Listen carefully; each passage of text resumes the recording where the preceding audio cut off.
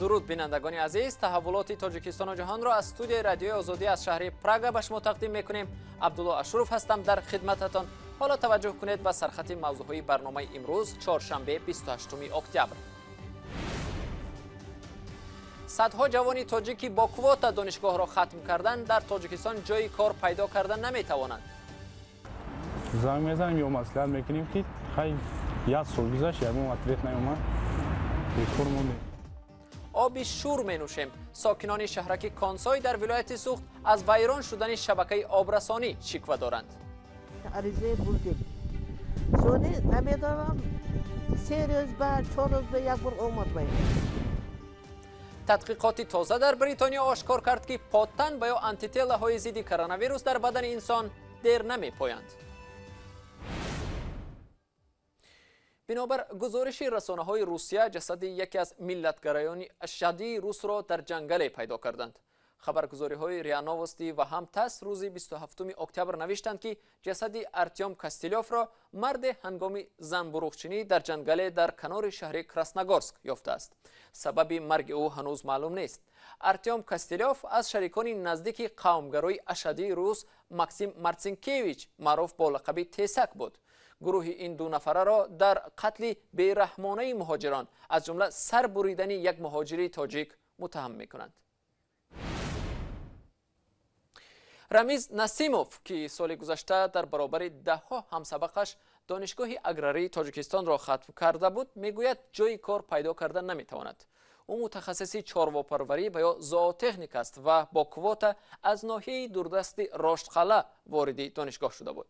مقامات محلی او را به کار نگرفتند، میگویند جای کار نیست.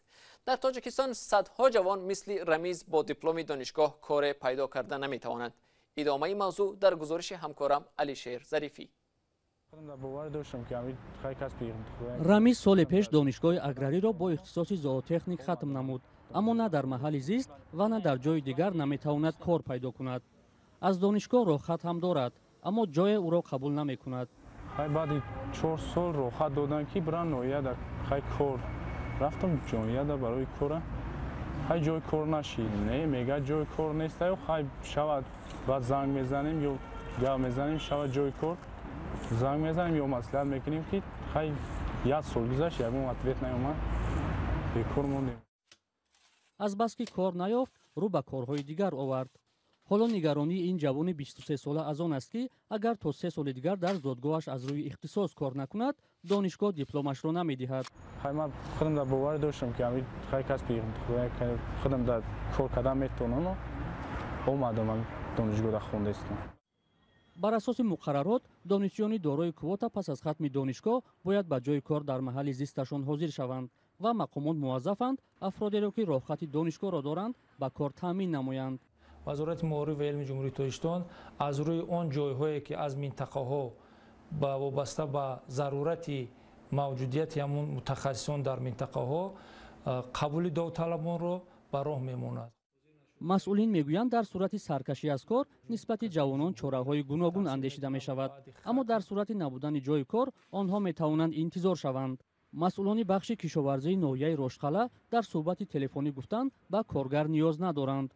آنها گفتند چند درخواست از سوی جوانان برای جای کار دسترس کردند و با فراهم شدن جای کار جوانان را دعوت خواهند کرد. برخی از آگاهان بر این نظرند که دورنمای تامین جوانان به جای کار بر اساس کوتای پرزیدنتی درست برنامه‌ریزی نشده است و بنابراین مشکلات پیش می‌آید. حکومت‌های محلی می‌خواهند نشان دهند در حکومت مرکزی که آنها جای کار آفریدند و نیاز به کار دارند، ولی در عمل وقتی که دانشجو تمام می‌کند ختم می‌کند صاحب اختصاص می‌شود صاحب مدرک می‌شود برمیگردد بعد دیگه در اونجا پرسش نیست سوال و جواب نیست چرا با جای کار تامین کردی چه تامین نکردی شاید دیگر این پرسش ها نیست و همین خاطر یک نوع از سر ساقط کردن همون کوتا ها هست و صاحب شدن کوتا ها هست. کوتای پرزیدنتی برای تحصیل در دانشگاه‌های عالی تاجیکستان سال 1997 با هدف دستگیری دختران دهات جاری شد و بعداً برای پسرها نیز پیشنهاد گردید. تا سال 2019 بیش از 21,000 دختر و پسر با کوتای پرزیدنتی به مکاتب عالی داخل شدند. یک پژوهش تازه در بریتانیا ثابت کرده است که پادتن‌هایی که بعد گرفتاری با کرونا ویروس در بدن حاصل می‌شوند دیر نمی‌پایند.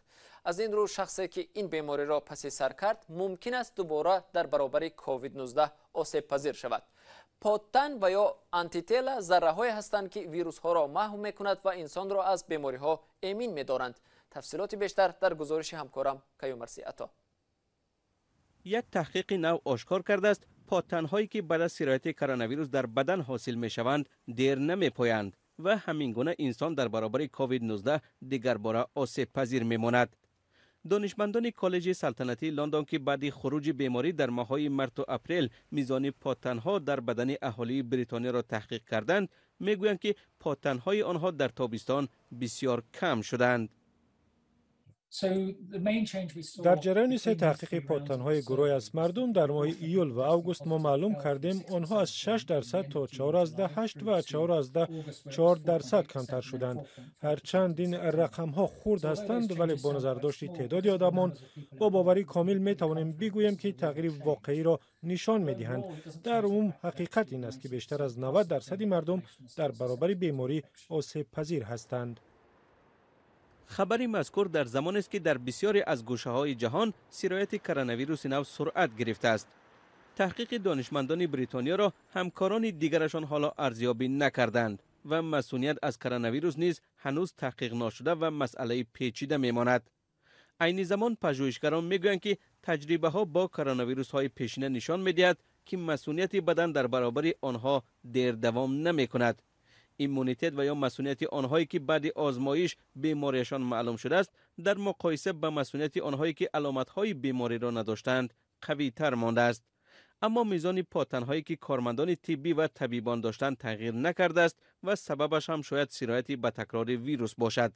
عین نتیجه ها را تحقیقات دیگر از جمله در آلمان نشان داده است که بسیاری از مردم در محله‌های اکثرا آسیب دیده از ویروس پادتن به ضد بیماری نداشتند و سببش هم از بین رفتن تدریجی پادتن‌ها بوده است.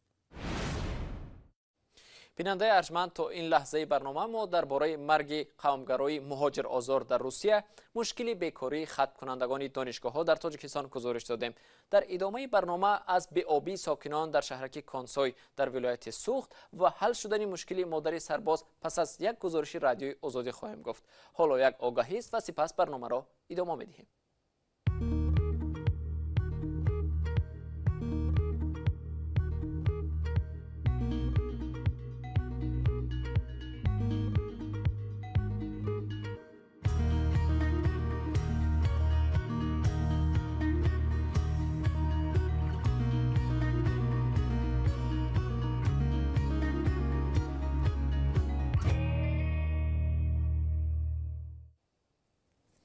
ساکنان شهرک کانسای در ولایت سوخت شمال تاجیکستان از نبود آب آشامیدنی شکایت دارند.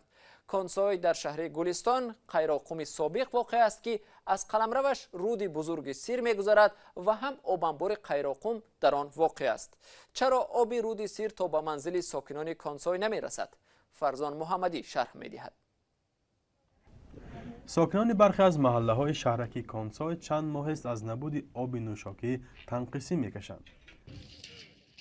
استقامت کنندگان کوچه‌های آریان، ناصر خسرو و رحمان نبیف که در قسمت کناری شهرک زندگی می‌کنند، با سبب نبودن آب از چاه خودساخت آبی مجبورند آب گیرند.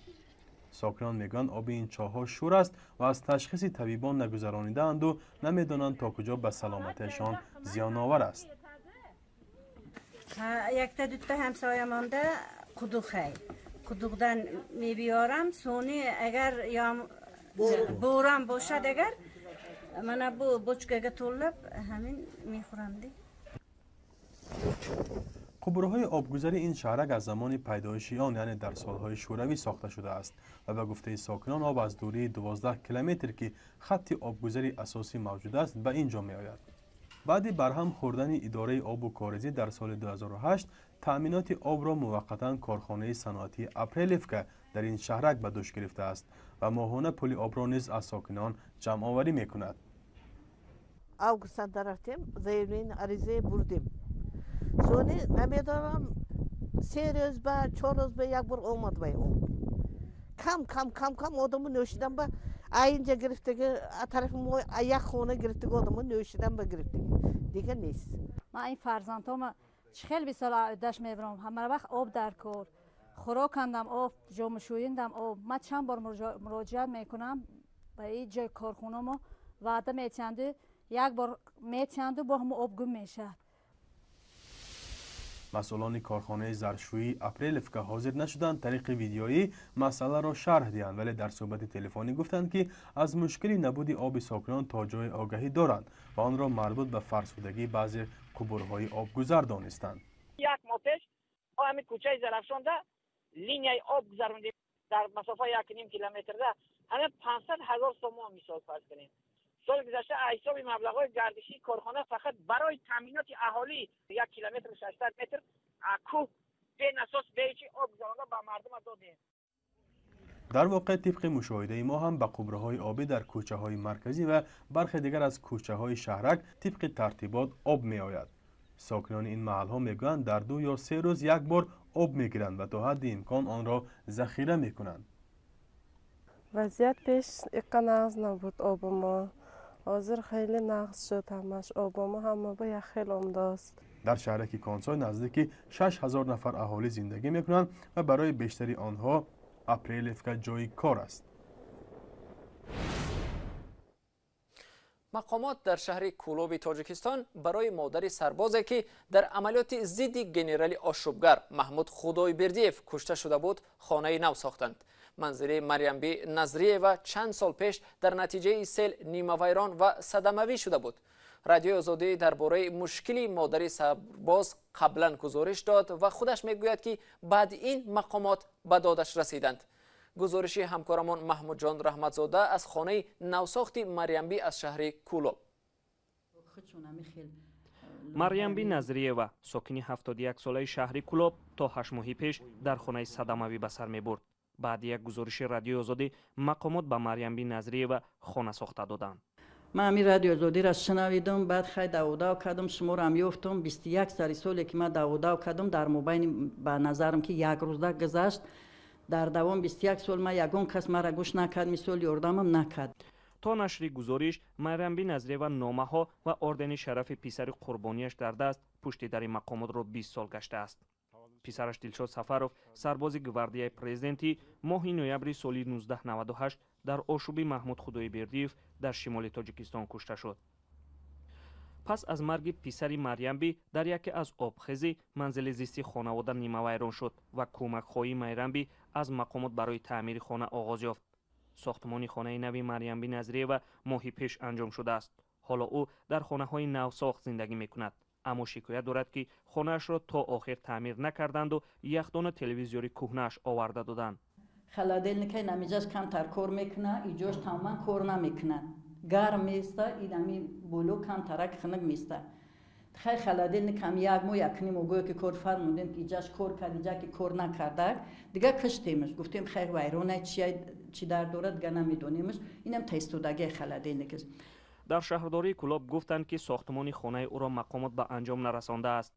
مریم بی مادر سرباز دارنده اردن شرف میگوید که زمان ساختمان خانه‌اش به او گفته بودند که پرزیدنت تیرماه به خانه‌اش میآید و این خبر درد سرش را گم کرده بود، ولی پرزیدنت به خانه‌اش نآمد. حالا او میگوید که با وجود نآمدن پرزیدنت به خانه‌اش و کمبود بودن در ساختمان شکرانه میکند که بعد 20 سال از خانه صدمه‌ای خلاص شد و خانه نوش ساخته دادند. پرزیدنت پیشین قرغیزستان المازبک اتامبایف را به زندان انتقال دادند. او تا حال در یک از بازداشتگاه‌های کمیته امنیت ملی نگهداری میشد. اتامبایف از سال 2011 تا 2017 پرزیدنت قرغیزستان بود. و بیننده ارجمند، وقتی برنامه اخبار آزادی اینجا به انجام می رسد. تشکر از شما که تا این لحظه ها با ما بودید. اخبار و گزارش های دیگر را در سامانه رادیو آزادی www.azadi.org بخوانید و هم در صحیفه آزادی ویدیو در شبکه اجتماعی یوتیوب تماشا کنید. فردا صبح با خبرهای نو و تازه شما را در نوید بامدادی منتظریم. تا آن دم خدا نگهداری هر یک شما.